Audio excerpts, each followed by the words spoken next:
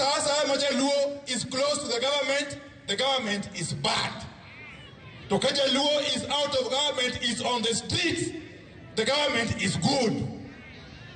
Riwruok mochung' ne winjruok mag chenro mag arita e kind piny Kenya gi pinje maoko Multinational Security Support okwedo weche maliekore ni obila ma Kenya manodhi konyo kelo kwe e piny Haiti dwaro gwe tao kaluwore ni pok ochulgi osara kod omenda mambalang'. E ote ne ute mag fwambo, MSS wacho ni apisa duto mantiere Haiti osechulo omenda gi duto kendo onge ng'ata ng'ata kuomgi moseoro oboke madwaro weyo tich. MSS okwayo jokanyo duto kod ute mag fwambo mondo non weche matut kapok gilando komedo ni piny Kenya pod biro medo dhi nyime gi siro chenro mar arita e piny Haiti.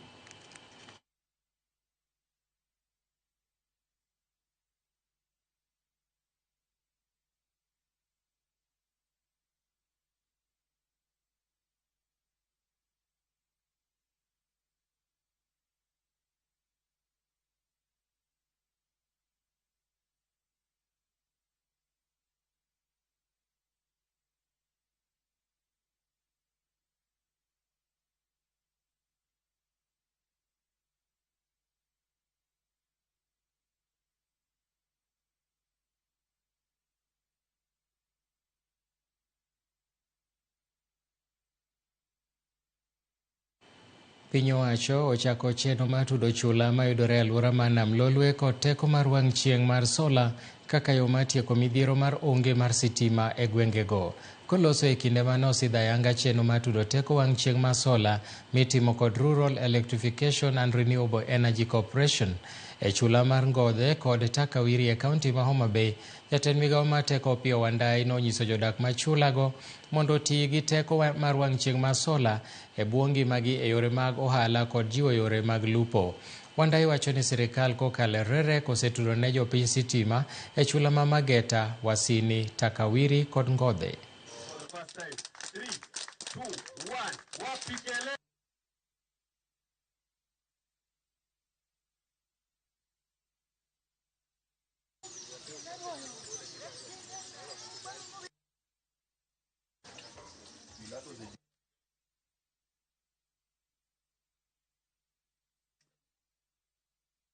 Some of these areas where we are putting up these projects have not had the opportunity to be connected to electricity since independence. In fact, since the world began, if I may call it so. And we are doing this from renewable energy sources, which is solar, 100%. And this is basically also contributing towards our energy transition, our movement towards 100% green energy, whose target is to be 100% by the year 2030. It is a very, very successful project, as you can see for yourself, because inhabitants of these islands, just like those inhabitants of the other 13 or so counties that are off-grid, are very delighted to be able to get connected to electricity for the first time in their lives. We feel very, very good. We feel very happy because, as you can see, these areas, whenever I tell people that we are marginalized, people don't understand. These are areas that you can see there, even the first road. We actually brought this even through CDF, that is coming to school. The first tarmac road was launched, and you can see part of the tarmac is ongoing because this is part of Rusinga Island. It's a smaller island which has an offshoot.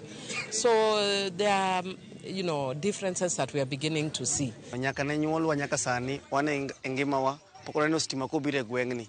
Wagolo Nyasaye erokamano ahinya nikech sirikal mar riwruokni miluongo ni broad based mano chak gi Migosi Ruto omiyo waneno stima kendo watiyogo mang'eny ahinya. Stima makani en ok olal, koth chwe, chieng' rieny, en ok olal, en kamano. Kambi mar Royal Media Services norieny ahinya e kinde nyasi mar chiwo mich midendo ni Digital Media Awards. Kambi no noyudo mich kaluwore gi tich makare mar goyo kendo ndiko sigana e yor mbui kod simbe mag ong'we yamo. Koloso, Claire Omunde, ma en jachung' weche mag yor mbui e kambi mar Royal Media Services, nyowacho ni loch makamano ni kare mar ni kambi ni tiyo matek mar neno ni jowinjo oyudo sigana e kinde makare. Nyasi makamano opoyo ute mag fwambo kuom chenro magi manyiso lony kendo chiwo puonj ne ogandawa.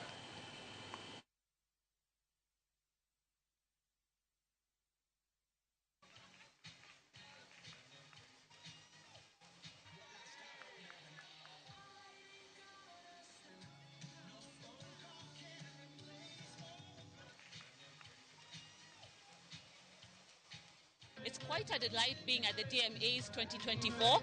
Citizen has won 2 awards for the bronze category in the storytelling category as well as the mobile and web app category. It's been quite a delightful experience, and we've learned so many things that we can put into place with the digital disruption, and we're looking forward to implementing some of these things, like in terms of getting better in terms of the digital disruption, and we can only look for gold in next year.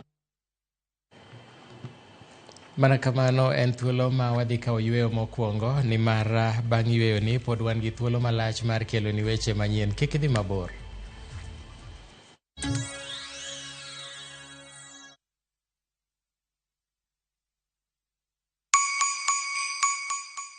This holiday season, Citizen Duka na Quickmart tunakuletea mama mpenzi basket na deals kibao. Isitoshe, sasa unachagua kile unataka kurusha kwa basket yako. Zote kwa discounts nononono. Imagine sugar 2 kgs at 269 from 279. Chapati flour 2 kgs at 139 from 169. Cooking oil 3 liters at 899 from 1060. Basmati rice 2 kg at 699 from 767. 4-pack tissue white at 159 from 186. Bar soap 800 grams at 159 from 200. Dial star 487 star 5 hash to select your item and buy straight from your phone. Once you receive your code, pick up your shopping from any Quickmart supermarket near you. Simple, fast, and super convenient. Other baskets on their offer include Mama Soko, Sherehe, and Daily. Citizen Duka, making your celebrations more sweeter.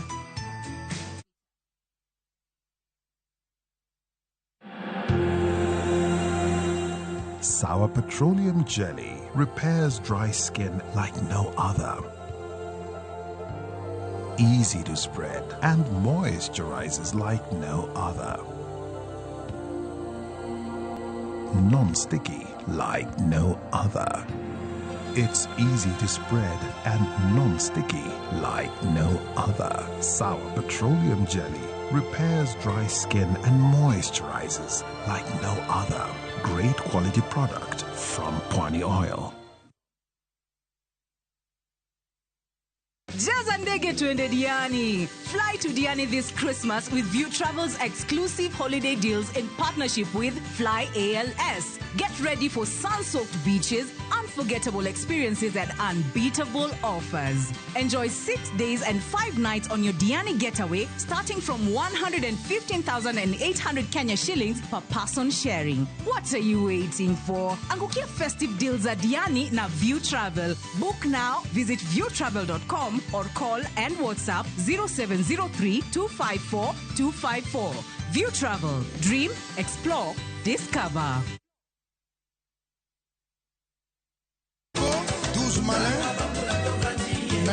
Wakelonu chenro mar tiedero. Citizen Kenya, Freddy Afune Papa. Kameyude mor mar wende mag rumba kokelni kod Ninja the Entertainer kod DJ Smollett. En miel gi wer motimo Cathedral. Eye kanyo bende wakeloni jangolo mar juma. Chieng' ngeso ka ngeso chakre sa 11:30 odhiambo nyaka sa 1 otieno mana e Ramogi TV. En mor mochwere.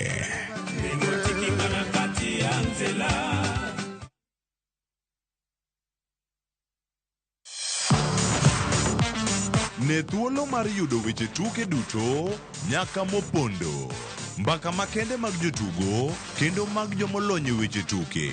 Can you believe it? Magi te yudore chenro mar paw tuke. The 4.84 kilometers. Nonro matut kod gigo matimre manyien mag tuke duto mawuok e piny mangima. Tudri kodwa ngeso ka ngeso Ramogi TV. Kochakore saa 8 odiechieng' ka wami gik motimore paw tuke.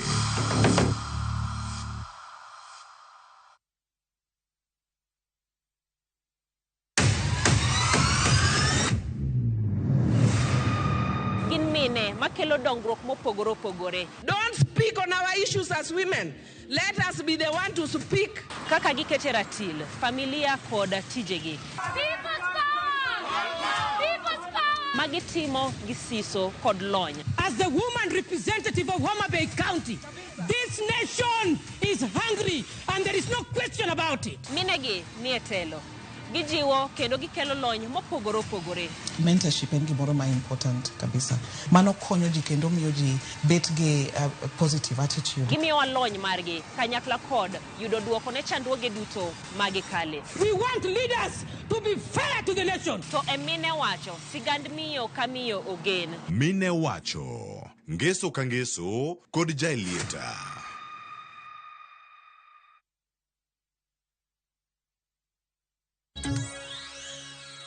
Machiegni kendo jokanyo mag sigand Nyinam riwruok no romo kelo wakeini kod nyiri mawuok e alwora ma dho nam Lolwe osingo maduoko piny midhieche 3 majuko rowere moting'o mako yie moiw e lwenje mag kit chwech kod kute mag ayaki e counties ma Kaluo.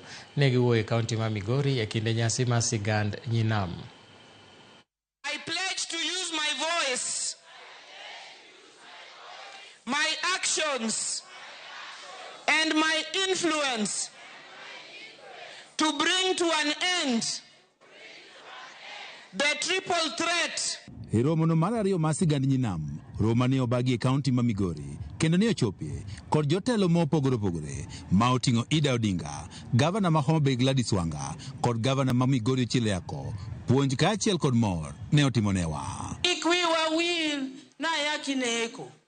Ayaki nyalo tieko odi kokiritori. Makuru lwet mon moko bende. Makuru lwet mon moko bende. Mondo warais. Awateruru nyithindu odhi osom manyiri. To kik uwe nyithindu machuo chien.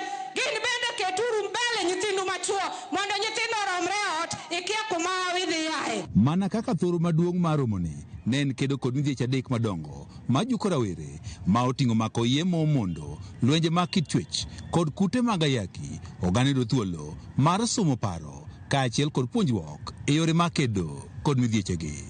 Riwruok no ero osekonyowa, mwaneno ka koro tinde mine chako wacho wach ayaki, gichako wacho wach nyithindo mamako ich moiw, kendo wachako wacho wach mar dhao mane wan godo e ot. Gi policies mabeyo ma wasekete county ka county mondo kanyalore nyathi ma nyako kik bed ni omako ich moiw kata ni oweyo dhi somo. To ka ng'ato po notimone kamano, nitiere chike maluwore kata mana gi constitution magwa mabiro miyo olu jogo matimonegi kamano kendo mondo giyud kum moromore kodgi. Mae bire kindeno ma lipot yango ni kwan ji manyien mag amukutigo mag ayaki e counties ma Kaluo ne odhi malo e higa mar 2023. Ni sani kani kao namba ni infections mag ayaki manyien ere kama otimre ahinya. Iyudo ni e gwenge wagi emotimre ahinya kotelnegi Kisumu gi Homa Bay. Matiende ni tich mane wasingore ni wadhi timo cha, tij chakara nyocho kwa time motegno. Min odogai mar ODM Ida Odinga e kinde twak mare e nyasi ni mar sigand Nyinam ne wane joma mine nitiere kod ting' maduong' e kedo kod mako yie mondo kind rawere, lwenjego mag kit chwech kaachiel kod landruok mag kutego mag ayaki. Wan kaka joma mine, take responsibility. Take the responsibility to guide these children. Take the responsibility to train them. Take the responsibility to make sure that they grow up to as upright people. Wach makama ene osir kod gavana ma Migori Ochilo Yako obede ne ojiwo mine mondo koro ti kod oteku margi e kelo lokruok e gwego mag Kaluo. You are so influential ka ok ung'eyo. You talk to children kaonge gima ging'eyo, unemu puonjo gi dhok. You feed all of us when we are helpless. Kidwaro fea waoro ni michaki cham wachak waorni. Omiyo, I'm talking to you today. Use your influence positively. Gavana ma Homa Bay Gladys Wanga, mabende jakom mar sigand nyinam, ne wadni giketo kenge makare mane ne gibedo kod chenro mopogore opogore manyalo kelo dongruok e kind oganda Luo. Gamanyien tarik makama. To wadwa ni kwa kwano namba to ayudo ni namba dok piny mar gik mwawuoyegi. Gimachielo en ni ng'ama miyo nyaka bed gi gimoro e mfukune. Oro ote koruoko kuom jotelo wagi. Ni ere kaka wanyalo tie ground mondo gik mwawuoyegi otimre ground. Ok wadwa gik miwacho mana ka ji obiro ka to ji go he to kidoke ground kati yudo thuolo ni wuoyo liel. Ok iwuoyo weche mag yie mimako iu in kichung. Tiwacho mana gik moko nono. Nyasi mar sigand nyinam ma ochan higa manyien idhi time kaunti ma Siaya ka odiechieng' ma kawuono. Taya mar sigand nyinam ne okete yanga e lweto man rep ma Siaya, Laktar Christine Mbaka. George Juma, Ramogi TV, Migori. Dul makedo gi mibadhi e pachoka EACC koro dok ne jaga budget ma pachoka kata Controller of Budget Nancy Nyakango kaluwore gi lipot mare wi kaka counties ma pachoka osetiyo gomenda e tayo chenro ahinya to mago mag dongruok. E duoko margi kaluwore gi ripodno, riwruog governors nowacho ni Nyakango ng'eyo midhiero ma counties kadhe kendo migawo mar omenda nodeko chwalo negi omenda. Kaka jafwambo marwa Ifi Nyakidi lero, lipot mar jaga budget oyango ni counties moko 10 nokotiyo gomenda mora mora e chwalo chenro mag dongruok. Koloso e gwenge ma Mwingi, kaunti ma Kitui, apisa mar EACC Eric Ngumbi owacho ni governors owinjore okaw lipot mar jaga budget Nancy Nyakango e yo makare kendo keto kenge mag neno ni giketo e lai kaka omenda mag county itiyogo kaka achiel kuom yore mag tieko mibadhi. As EACC, the controller of budget is right. The controller of budget is discharging the mandate of that office under the Constitution, and instead of challenging those issues that have been raised, governors are expected to take reform measures and address the gaps that the controller of budget has raised. Kaluwore gi lipot mar Nyakango, counties moko 10 nofwenyore ni nokotiyo gi omenda mora mora e chwalo chenro mag dongruok. Gino mar riwruog governors pachoka nothegorego ka giwacho ni omenda nochwal negi modeko. As a matter of fact, counties received 0 exchequer releases from the National Treasury during the quarter reviewed under that report. E kindego, Nyakango makochung ni lipot mare maradier kendo chiwo ranyisi mar kaka counties osetiyo gi omenda e tayo chenro mekgi. Each of those figures has been verified thoroughly to ensure that at the point we are reporting, it is factual. Granted that every once in a while we may have a typographical error, but that is as far as it goes. As far as the content is, we report factual figures confirmed both from the counties and from IFMIS. Nyakango nyomedo ni counties duto nosechwal negi omenda mar dwe mar 7 kod 8 kendo kata obedo ni omenda go nochwal modeko, governors nowinjore chan kaka ne ginyalo tiyo gi omenda go kaluwore gi budget margi. Many counties, again, because I may not tell you the specific ones, were unable to access this money because they didn't have a budget. Those that had a budget went ahead then to apply it to those bills that they had carried forward from the previous year. Those who gave preference to recurrent expenditure then did not report anything on development. Lipot no bende noyango ni counties moko tiyo gi accounts mag bengi mopogore ka moko nigi accounts mag bengi madikal 300. Chal makama owacho ni nyalo chiwo thuolo ne achudhe kendo chwalo mibadhi pachoka indi. You cannot justify why a county government needs to maintain over 300 bank accounts.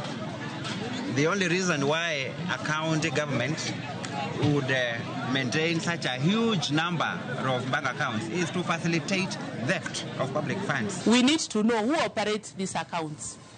and what are the activities around these bank accounts. Riwruok governors kata kamano omako chungni account achiel mar bengi ok nyal tayo chenro mag counties kendo gitimo kamano e yor chik. Efinya Kidi, Ramogi TV, Nairobi. Yiero mar riwruok matayo tuke mag adhula e pacho ka dhi nyime alap ma Kasarani Gymnasium. Jogo ombulu maromo 90 yiero jakom mabiro tayo adhula kuom higni 4 mabiro. Watudore koda jafwambo marwa James Opondo mantiere Kasarani. Japicha, ang'o madhi nyime nyaka sani? Natemo biro kanyo tayudo bila moriemba sawa sawa. Erokamano Milton Ochieng ka intiere studio mar obiro ni achiel kachiel kowuok e alap ma Kasarani kama yiero mar riwruok matayo tuke adhula pacho ka ochakore ayanga ka arita ojiw kae maratari. Kata kamano yiero ochakore gi sani ka jakom mochung'ne board mar yiero Hesbon Owila no se yawo yiero ni ayanga odiochieng' ma kawuono ka jalno mibro yier kaka jakom mar riwruok matayo tuke adhula bro tiyo kuom higni 4 mabiro ka jogo duto ma ochung' ji 8 ma ochung' ne yiero mag jakom mar riwruogni osemolo kae nyakor Mogajwang gi sani en yiero mag NEC members 9 ka county ma Nairobi opog nyadiriyo ki ing'iyo jogo mawuok e county ka county. Wan gi counties mantiere pacho ka nyakor Mogajwang to gin county ma Nairobi opog nyadiriyo ka koro NEC members mawuok e county ma Nairobi bro bedo ji 2 bende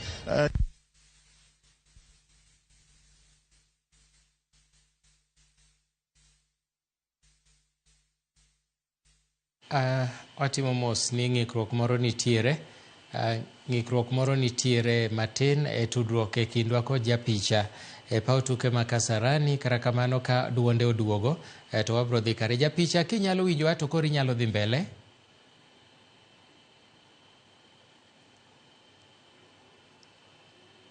Duol ok chopnwa ka japicha kata matin, duol ok chopnwa. Kuom mano wabro dhi bang'e gi lipot makamano. Nyakwara Mogi ne en tudruok e lipot mar yiero ma jakom mar riwruok matayo tuke mag adhula FKF matimore Kasarani Gymnasium kacha okete arita mager mokalo ma ka ok opuodhi kata ka ok ichwalo nyingi chon to donjo kanyo bedo matek ahinya. Ing'eyo ni nyaka sani jakom osebedo Nick Mwendwa ma bende sani ochung' kaka jalup jakom, mangeche no dhi chung' kaka jalup Doris Petra ma bende malaro kom.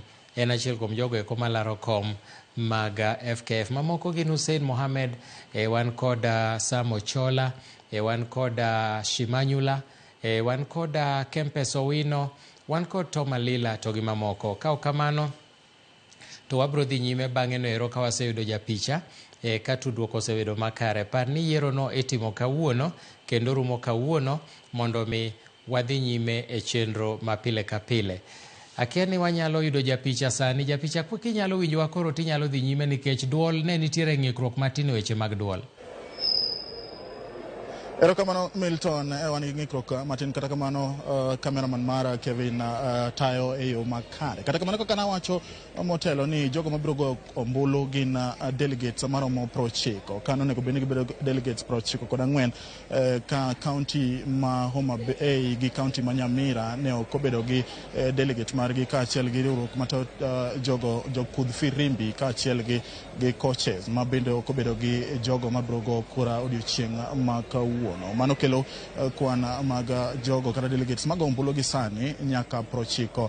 Nyakor Mogajwang ne en chenro manochakore sa achiel mokalo ka obro dhi nyime nyaka yud jakom ma bro tayo riwruok mag tuke adhula pacho kae. Bende Nyakor Mogajwang mondo mi jakom oyud kata ng'atno ma bro tayo riwruok mar adhula nyaka oyud kura 46 ma en atamalo 50 gi kura achiel. Ka mano koyudre Nyakor Mogajwang to gibro dhi e round mar 2 ka ibro kawo ng'atno mantiere namba 1, namba 2 gi namba 3 mondo dhi e yiero machielo. Kanyo bende nyaka yud atamalo 50 gi kura achiel, 50+1. Ka mano ko oyudre bende gibro dhi e round mar 3 kama koro ikawo namba 1 gi namba 2 ma ng'at moyombo gi kura mang'eny ema bro bedo jakom mar riwruok matayo tuke adhula pacho kae kuom higni 4 mabiro. Bende Milton ka kaka isewacho ni jogo ma ochung' malaro kom mar FKF osemolo kae kama oting'o Hussein Mohamed, kama oting'o Tom Alila, Sam Ochola jagoro maduong' mar club mar Gor Mahia. Gin achiel kuom jogo mabro laro kom ne kaachiel gi Doris Petra ma jalupne en jakom masani mar riwruok matayo tuke adhula FKF Nick Mwendwa. Koro en yiero ma bro dhi nyime nyaka Ramogi Ojwang'. Motelo kata bende waneno ka ywaruok no bedo matin nikech jochung' moko ne wacho ni nitiere jok moko kata jogo kura mi kawo mondo ket tenge mondo ochut dhogi bor.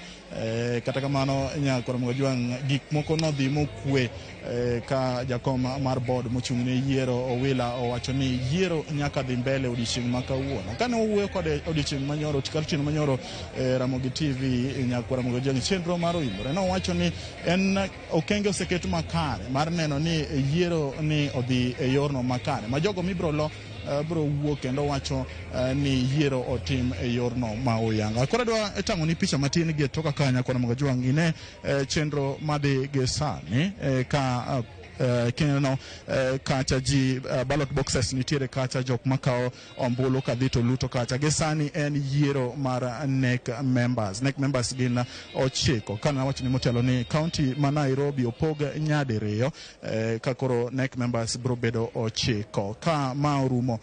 To bende nitiere yiero mibro tim ne women rep mantiere bende kowuok e counties mopogore opogore. Bang' mano koro yiero mirito maduong' kabisa en yiero mar jakom mar riwruok mar FKF ma bro tayo riwruogni kuom higni 4 ma biro. Nyaka Ramogi Ojwang' bende motelo kane pok ochak chenro mar yiero ne romo bedo magala moro mar riwruogni kane chiwo yanga chenro kaka ibro tim ka achiel kuom chenro kata gino ma wach ni nyaka tim en ni kidhi kacha mondo mi go ombulu to kidhi gi simo mi go picha to mano Hesbon Owila ma en jakom mar board ni nowacho ni en gino ma bro timo tok chik ka chik moketi kacha en ni kidhi go kura kidhi go ombulu mari to kidhi gi simo ne go picha nikech kinde mokalo ji osebedo kaka goga picha ni kopo ni no semi gimoro matin ochut dog bor to idhi go picha to wacho ni nago ni ombulu koro meda balang' modong' cha. Kata kamano Hesbon Owila ni mano owacho ni mano gima ok timre. Arita bende oket ka motegno ka obila nyaka Ramogi Ojwang' wuotho kae mos ka jofwambo bende oket tenge kama onego bedni gibedie, delegates oket kama onego bedni bedie, jogo ma laro kombe gi bende oket kama onego bedni bedie. En yiero nyaka Ramogi Ojwang' ma itimo odiochieng' ma kawuono nochak chane chon ji osedhi e doho kata kamano en odiochieng' ma tarik 7 dwe mar 12 higa mar 2024 kama koro yiero ni ochakore ayanga. Ng'atno ma idhi mi thuolo mar tayo riwruogni jopiny nigi geno mopogore opogore ka gima duong' ma ging'iyo ni piny Kenya kaachiel kod pinje mag Uganda gi Tanzania timo ikruok mar bago tuke adhula mag pinje Africa kata Africa Cup of Nations higa mar 2027. Magi gigo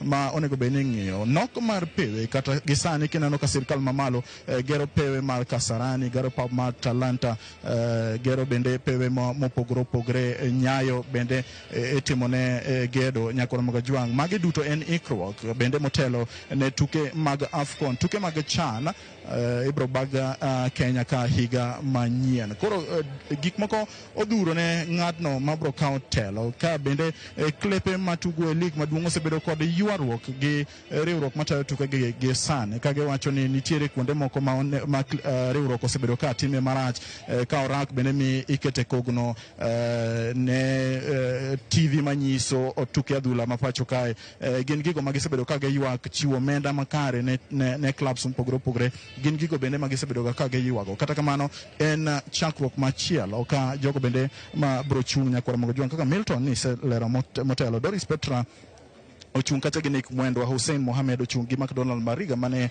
en jatugo mar Harambee Stars higni mokalo, Barry Otieno ochung' gi Lucy Kaiga, Chris Amimo ochung' gi Anthony Makau, Kasami Kempezo Wino ochung' gi Evans Kadenge, Toma Lila ochung' gi Berry Ladhiambo, ka Cleophas Shimanyula ochung' gi Twaha Mbarak, ka Samo Chola ma en jagoro mar club mar Gor Mahia ochung' gi Willis Waliaula. Koro en yiero kuyo duogo Nyakwar Magajwang' kaka ineno e pichani kanyo, kuyo duogo. Koro wan gi geno ka ang' ochopo gimoro sa 11 wanyalo yudo ng'at ma oyombo. Koro chenro mabiro Nyakwar Magajwang' magi gik ma wabro bedo kwa leroni. Kata kamano Milton, adwa mana atieke gi kanyo nikech koro aparo ni asemiyo Nyakwar Magajwang' duto matimre gi sani, wabro bedo kwa luwo gini kaka odhi, kendo e chenro mar paw tuke bende wabro bedo kwa nyiso jo neno mag chenro mar paw tuke gino ma adhi ginyime. Kata kamano adwa na awe gi kanyo, koro wabe wane gima dhi mbele gi sani. Agoni erokamano Milton.